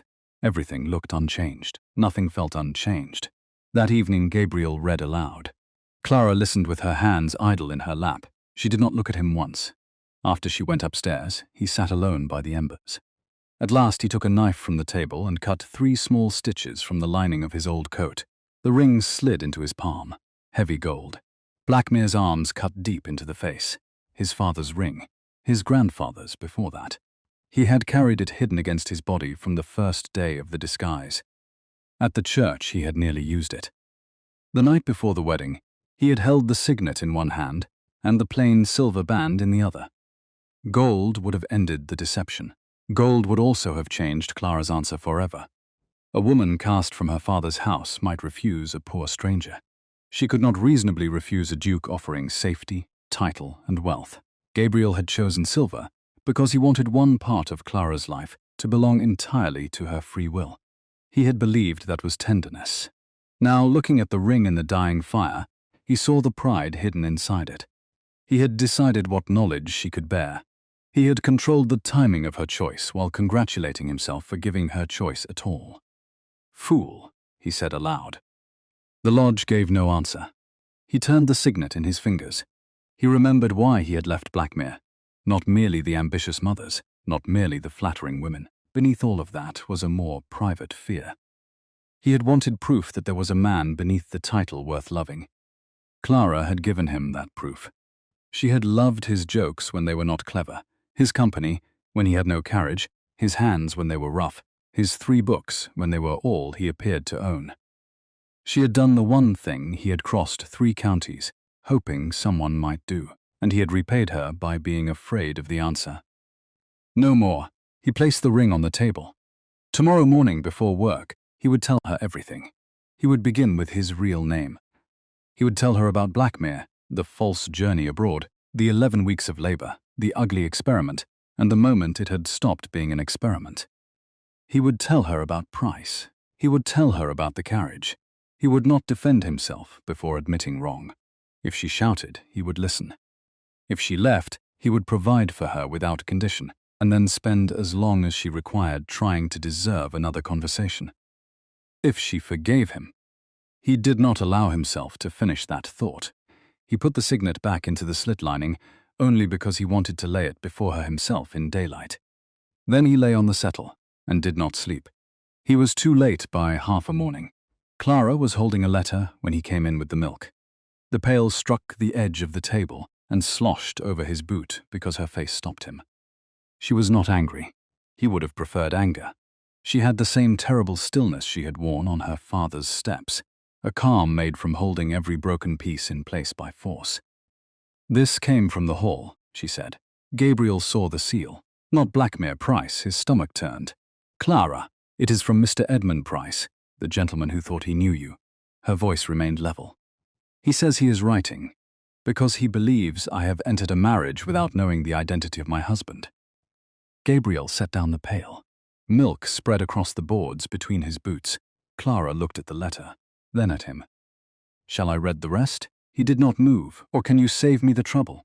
The last lie died there. Gabriel took off his cap. "Put it down," he said quietly, "please. Not because it is false, because what is true in it belongs in my mouth first, and I have already waited far too long." Clara's fingers tightened on the paper. "Is it true?" "Some of it. Perhaps all, depending on what he wrote." She closed her eyes. The tiny movement hurt him more than a slap. "Sit," she said. Then she shook her head. "No, I will sit. You stand where I can see you." She placed the letter face down on the table and took the chair nearest the fire. Her back was very straight. Her silver wedding ring hung loose on her finger. "Tell me who I married."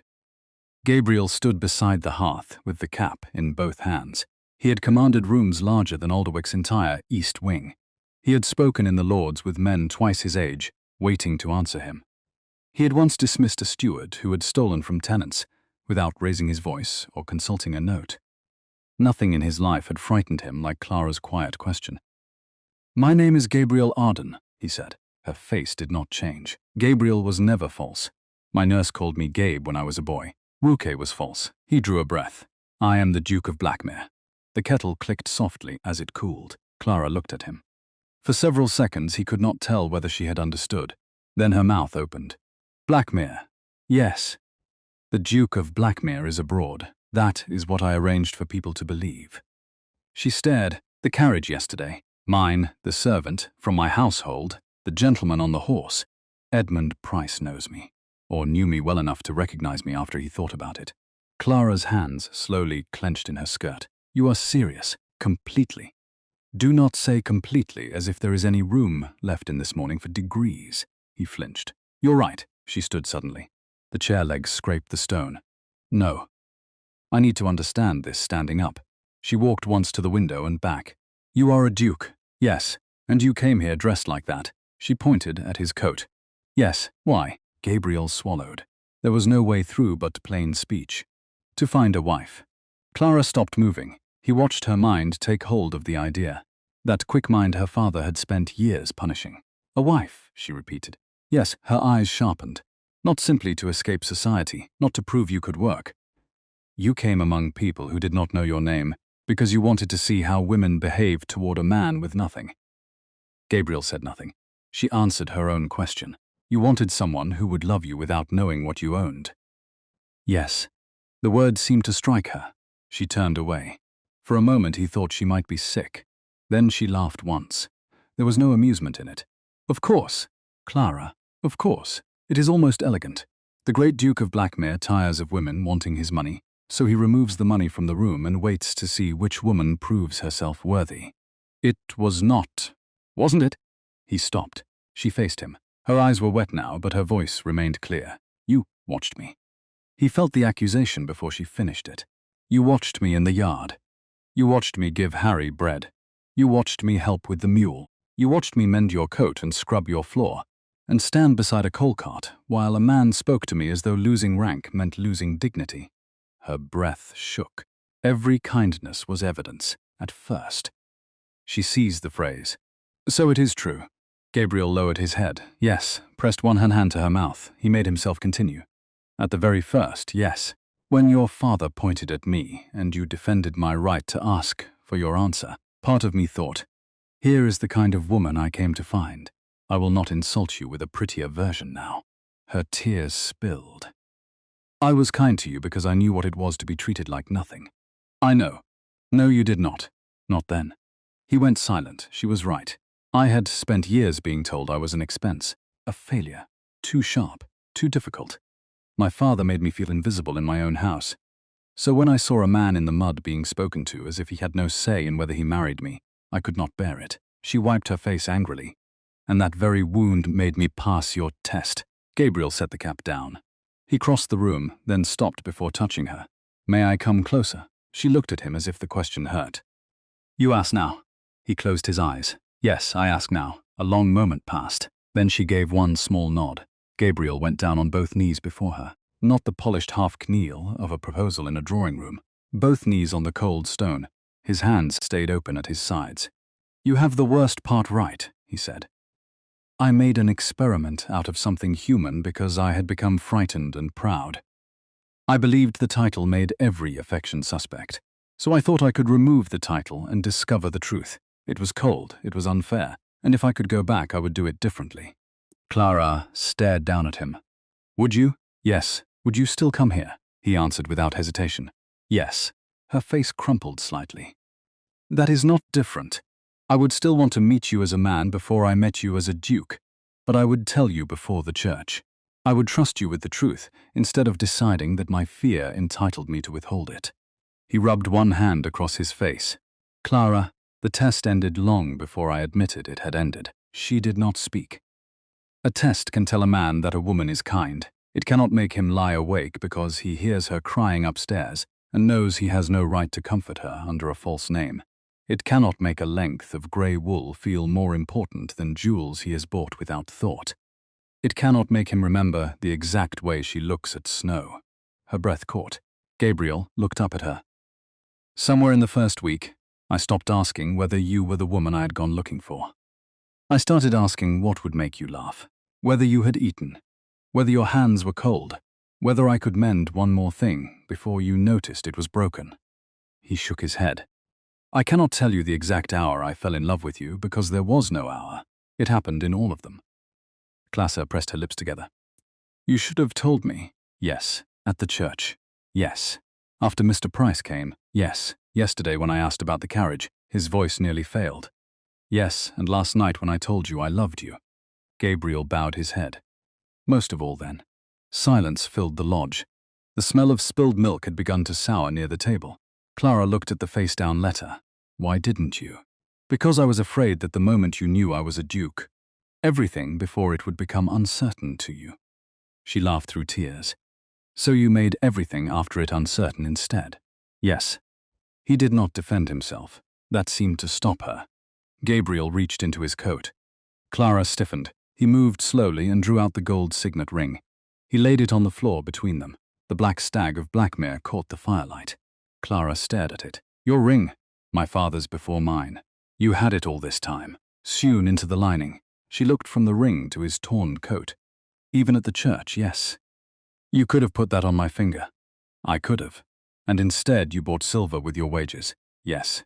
Her hand closed around her own ring. Gabriel continued. I told myself I was doing it so no one could ever say you married me for rescue. Your father had just handed you away as an expense. I could not bear the thought that the next man might appear to buy you with a better offer. I wanted you to have one choice that was yours because you believed it was small and chose it anyway. His voice roughened. There was love in that, but there was pride too. I see it now. I decided what truth you were allowed to have. Clara lowered herself into the chair. Her knees seemed suddenly weak. Gabriel remained kneeling. I meant to tell you this morning.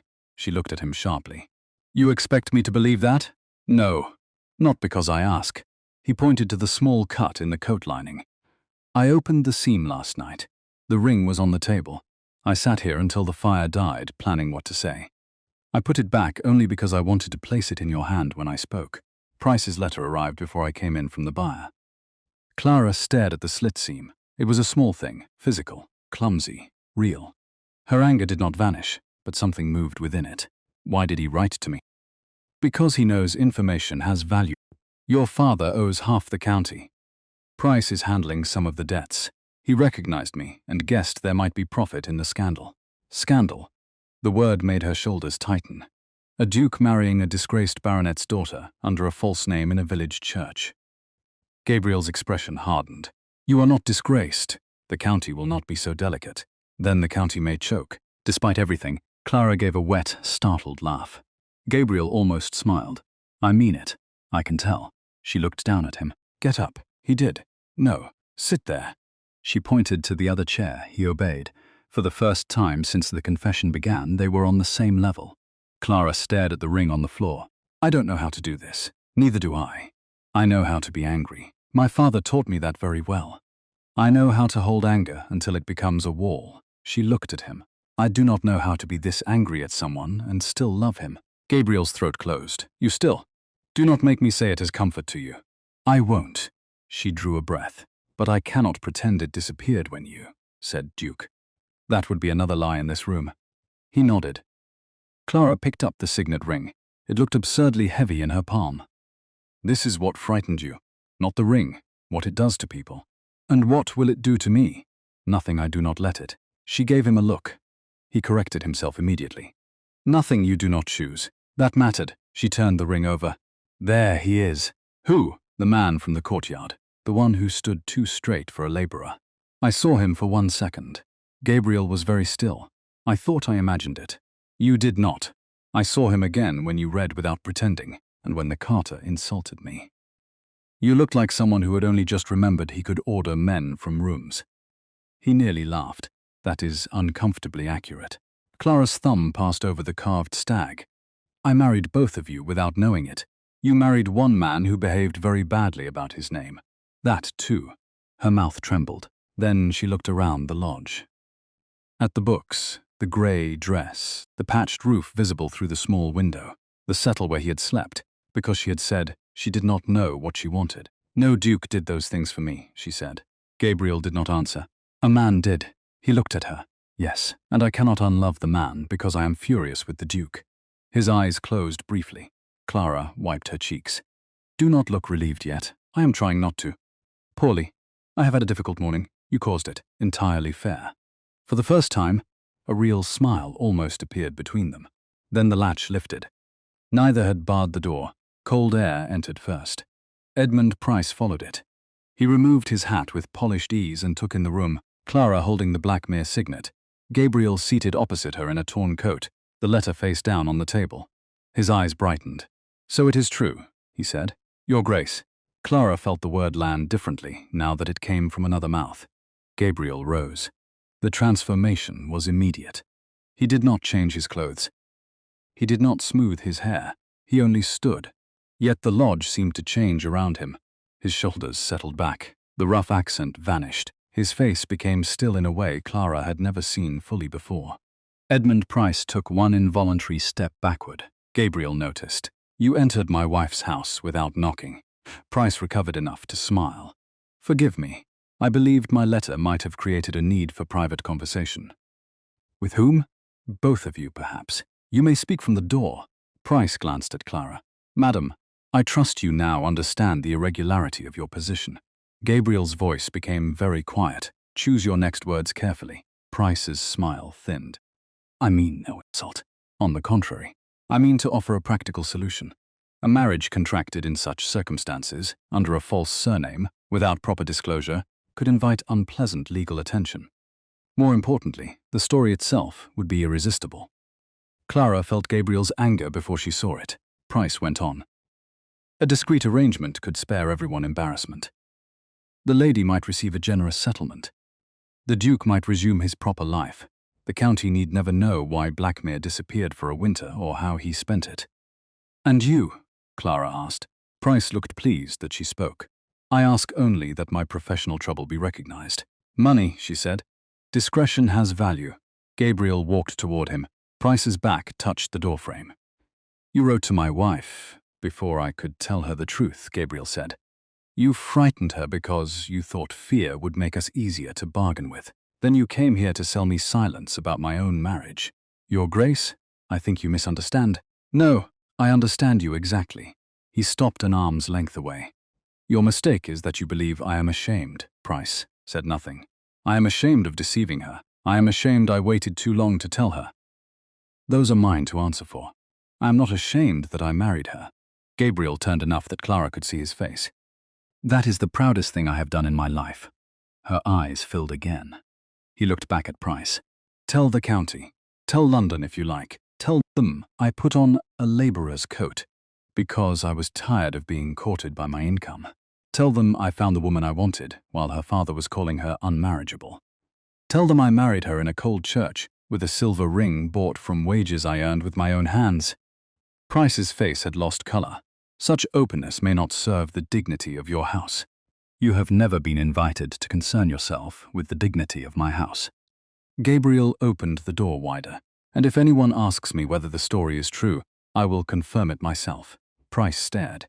"You would make it public?" "Gladly. I may have it printed on the breakfast cards."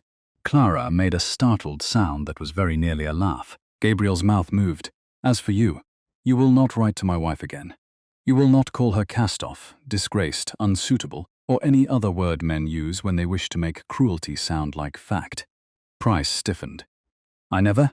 You wrote enough." Gabriel's voice lowered further. "I remember faces, Mr. Price. I remembered yours as under a hat from 3 years ago. I will remember it longer now. You work in a profession that depends heavily on gentlemen believing you discreet. Consider whether you want me discussing your methods at dinner." Price went grey. "That sounds rather like a threat. It is advice. Take it with more gratitude than you deserve." He pointed to the open door. "Go." Price attempted a bow. Gabriel did not return it. The man left. His boots struck hard on the frozen path. A moment later came the sound of a horse being mounted too quickly. Gabriel shut the door. The Duke went out of his posture almost at once. His shoulders dropped. He turned toward Clara uncertainly. She was still holding the signet ring. "Breakfast cards?" she asked. He blinked. "I was angry. I could tell. I may have exaggerated. Pity. I had begun to look forward to them." He laughed. It came out helplessly. Clara laughed too, though tears were still on her face. For a few seconds they stood in the little room, laughing at the absurdity of scandal, titles, breakfast cards, and a blackmailer who had arrived expecting profit and left fearing conversation at dinner. Then Clara crossed the room. She stopped before Gabriel. "You meant what you said. Every word. You are not ashamed of me." His expression changed. "Clara, I need to hear it plainly." He took her hands. "I am ashamed I lied to you. I am ashamed I thought fear gave me the right to choose when you could know me.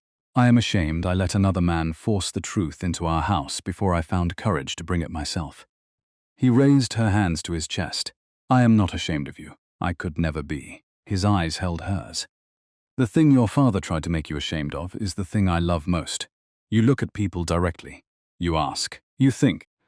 You refuse to pretend a foolish thing is wise, simply because a man with rank said it. I crossed 3 counties because I had almost stopped believing anyone like you existed. Clara's mouth trembled. Put the ring on, he said. She looked at the heavy signet. It will fall off, then not on your finger. Wear it on a ribbon until the goldsmith makes you one that fits. She glanced at her silver band. And this? Gabriel touched it gently. Keep it, or give it to me if you ever replace it. I want something that belonged to Gabriel Rook. He never existed. He did. Gabriel's voice was soft.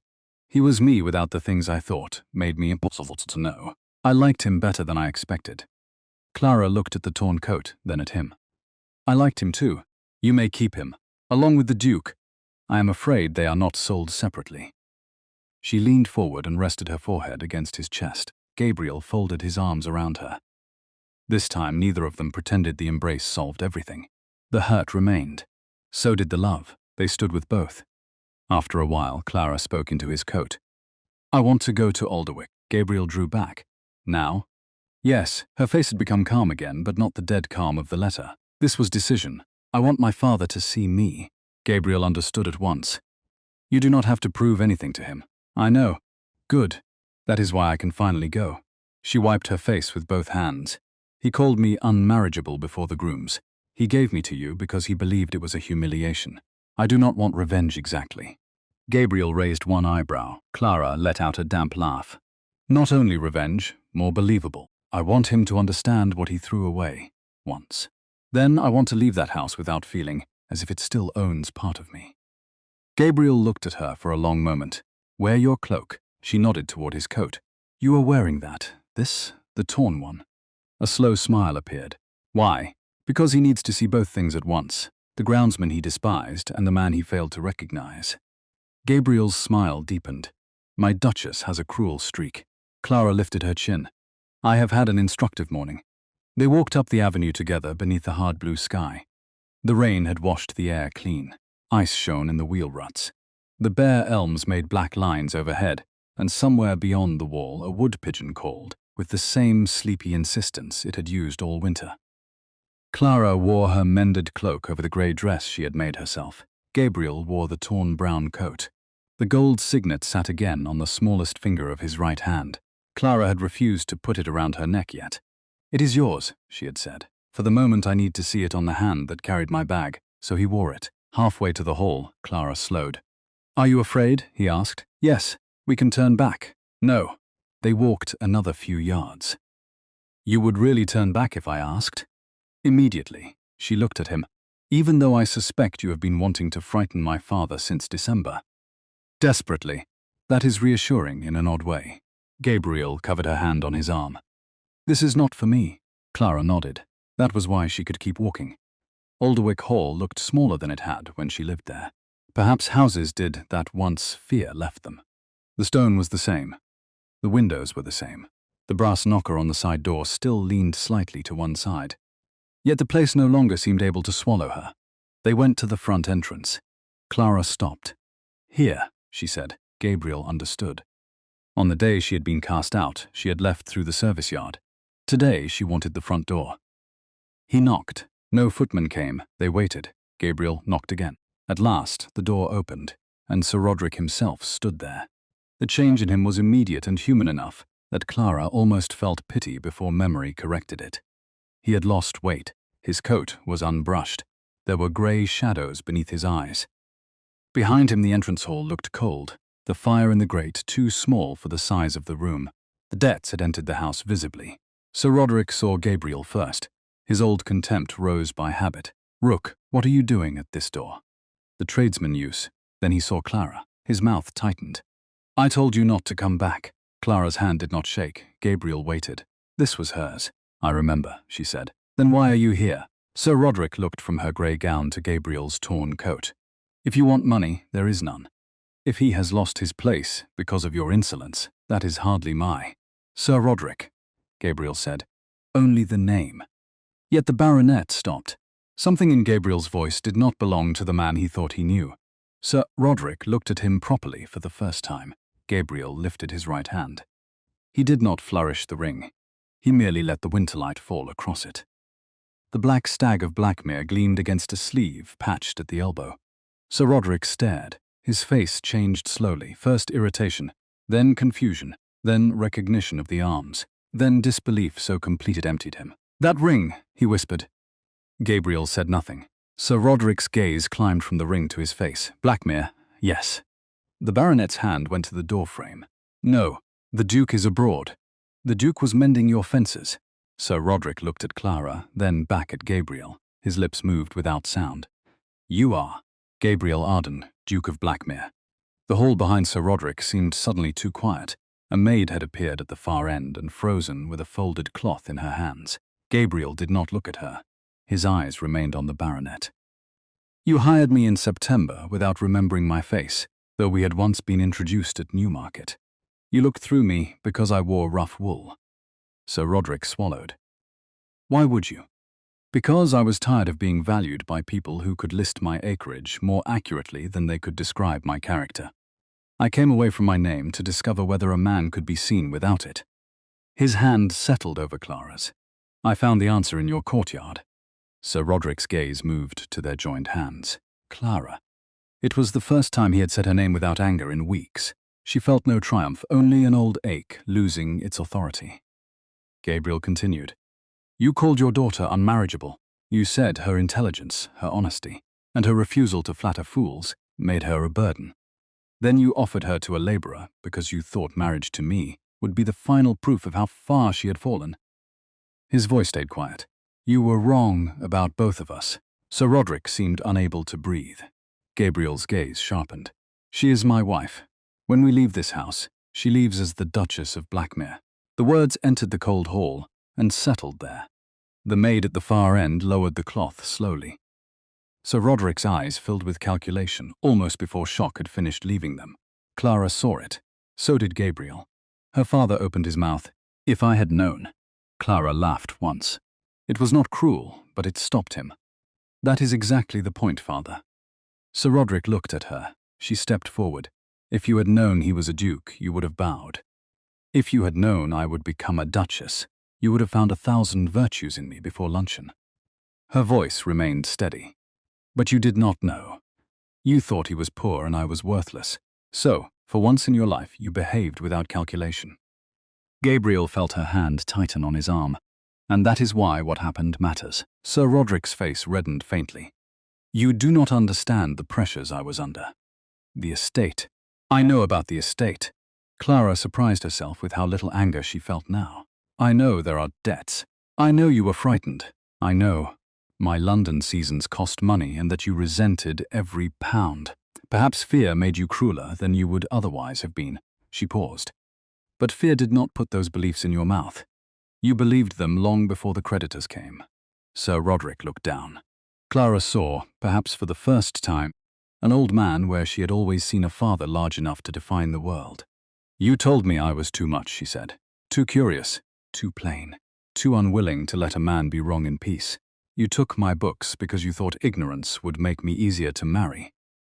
Her throat tightened. By the end, I believed you. Sir Roderick's face shifted. For one second, she thought he might apologize. He did not, so she went on. Then a man in your mud asked what I wanted. That was all. He did not know whether I would say yes. He did not know whether I could bring him a shilling. He asked because he believed my answer belonged to me. She looked at Gabriel, the torn coat, the gold ring, the same grey eyes. The very qualities you spent years trying to remove were the ones he had crossed the country hoping to find. She turned back to her father. You called me unmarriageable. He called me worth looking for. I have decided which judgment I prefer. Sir Roderick sat down heavily on the bench beside the door. For a moment, no one spoke. Then he said, What happens to Alderwick? The question was so like him that Clara nearly smiled. Gabriel answered, My steward will review the debts. Sir Roderick looked up sharply. You will help me? For her sake. Gabriel's tone made the distinction unmistakable. Not because you earned rescue by being her father, because she asked me, on the walk here, not to destroy a house full of servants and tenants for one man's sins.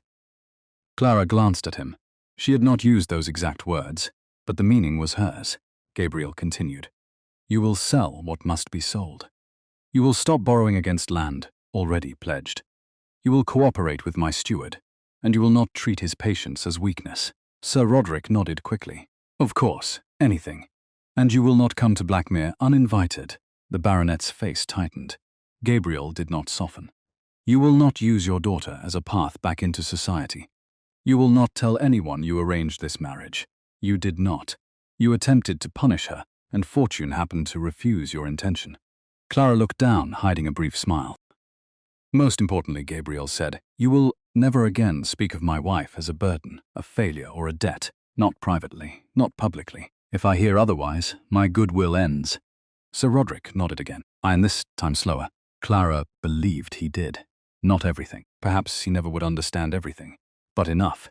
She moved toward the steps. Her father stood suddenly. Clara. She turned. He looked as if he wanted to say something larger than the language available to him. What came out was small. Your mother's workbox. I should not have sold it. Clara went still. Gabriel looked at him sharply. Sir Roderick rubbed a hand across his face. I knew it mattered to you. I sold it because you argued with me that morning, and I wanted to hurt you. The admission was ugly. It was also the first honest one Clara could remember receiving from him. She swallowed. No, she said. You should not have. He lowered his eyes. She did not forgive him on the step. She did not need to. Goodbye, father. Then she took Gabriel's arm and walked down the front steps. The door remained open behind them.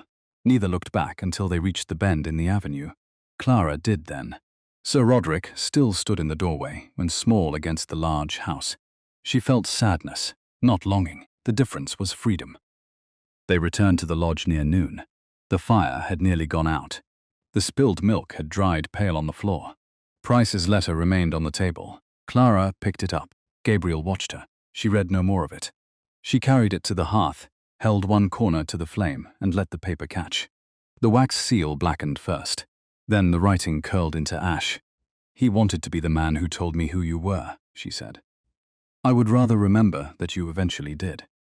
Gabriel looked at the fire. Eventually is doing painful work in that sentence. Good, let it. He nodded. They cleaned the milk together. That, more than anything, restored the morning to human size. The Duke of Blackmir fetched a rag. The Duchess of Blackmir scrubbed a floor. They argued about whether sour milk required hot water. Clara won because it was her floor, and because Gabriel knew enough not to debate domestic science with a woman who had spent weeks managing the lodge. Afterward, they sat on the step with mugs of tea. The garden plot lay brown and hard beneath the winter sun. I am sorry to leave this place, Clara said. Gabriel looked at the crooked chimney. So am I. That seems foolish. Blackmir is probably magnificent. Parts of it are exhausting. How many rooms? Too many. How many servants? You will accuse me of boasting. I am already married to you. Boasting has limited practical value. He laughed. Clara leaned her head against his shoulder. We were nobody here. Yes, I liked he took her hand. Then we keep the lodge, she turned. Keep it? As it is. No marble, no new wing, no footman hiding behind the pantry door. The roof? That I reserve the right to improve. Sensibly. The garden will be planted. Your rosemary, beans, whatever else you demand. When Blackmir becomes too loud, we come here. I lay the fire. You complain about my cooking, I read to you. And you sleep on the settle, he looked at her. Clara colored. No, she said. I think we have been married long enough for the settle to retire. Gabriel's face softened. He raised her hand to his mouth. As my wife commands. Do not become obedient now. I would mistrust the change. Spring came late that year. By the time the first green showed along the hedges, Clara had been at Blackmir 6 weeks. The great house frightened her for the first 2 days, irritated her for the next 10, and then slowly became a place instead of an institution. The library helped. Gabriel brought her there on the first afternoon. He opened the doors and watched her stop. Shelves ran nearly the length of the gallery, 2 levels high, with rolling ladders and tall windows looking over the south lawn. Clara said nothing for so long he became worried. Then she whispered, "My father took 12 books from my room." Gabriel stood beside her. "Take 12,000 from mine." She laughed and cried and accused him of showing off. 3 weeks later, his steward found her mother's workbox in the back room of a dealer in Leicester. The walnut was scratched. One brass corner had been replaced. The bird-shaped scissors were gone. Gabriel put it on her dressing table without ceremony. Clara sat down when she saw it. She ran one finger over the lid and did not speak. Gabriel started to leave. She caught his hand. "Stay." "So he did," she cried with her face against his sleeve. Not because the box erased what had happened, but because one lost thing had come back. That spring they married again in Blackmir's chapel. The first marriage had been valid. The second ceremony was not needed by law.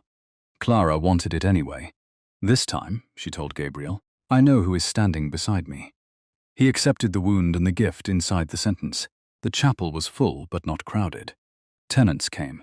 Mrs. Finch came in a new bonnet and cried through most of the service. Harry Meeks stood near the back with both hands clean for once. The old curate who had married them in winter was given a place of honor and looked astonished by nearly everything. Edmund Price was not invited. Sir Roderick was. Clara sent the invitation herself. He attended quietly and left before the breakfast ended. It was not reconciliation. It was a beginning small enough to be true. At the breakfast, Gabriel kept his promise in spirit if not on printed cards. When someone asked how they had met, he did not polish the story.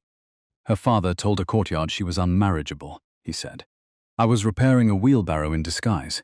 I asked whether she wanted me. She said yes.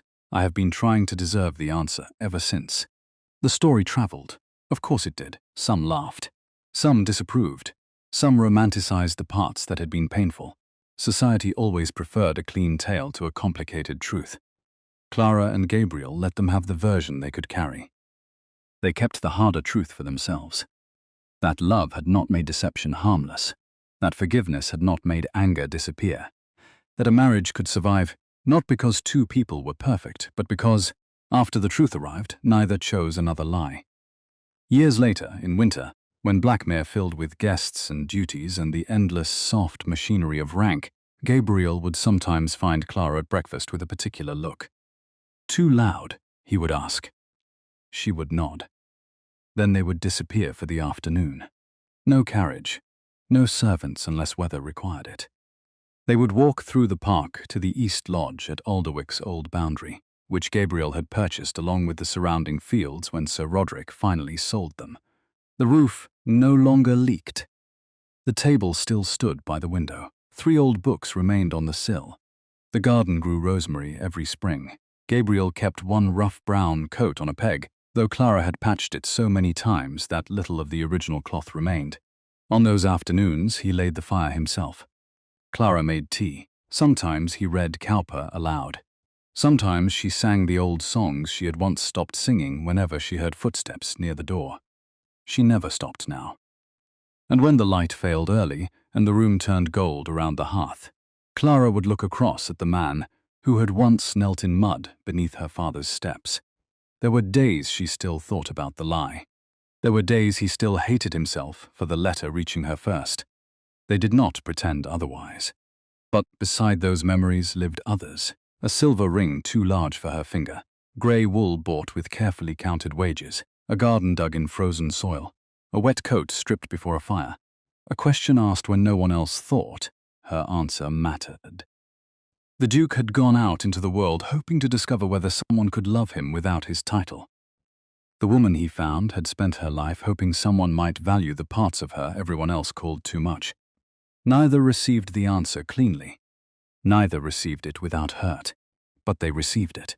And in the small stone lodge, long after the county had grown bored with the scandal, Gabriel would close his book, listen to Clara singing by the fire, and understand that the greatest fortune he possessed was not the estate, the rank, the black stag on his ring, or the 12,000 a year. It was the fact that once, when he had looked like no one worth noticing, she had looked directly at him and asked who he was, and, when at last he had found the courage to answer fully, she had stayed, not because he was a duke, and not because he had once been a groundsman, but because she had come to know the flawed man who had been both.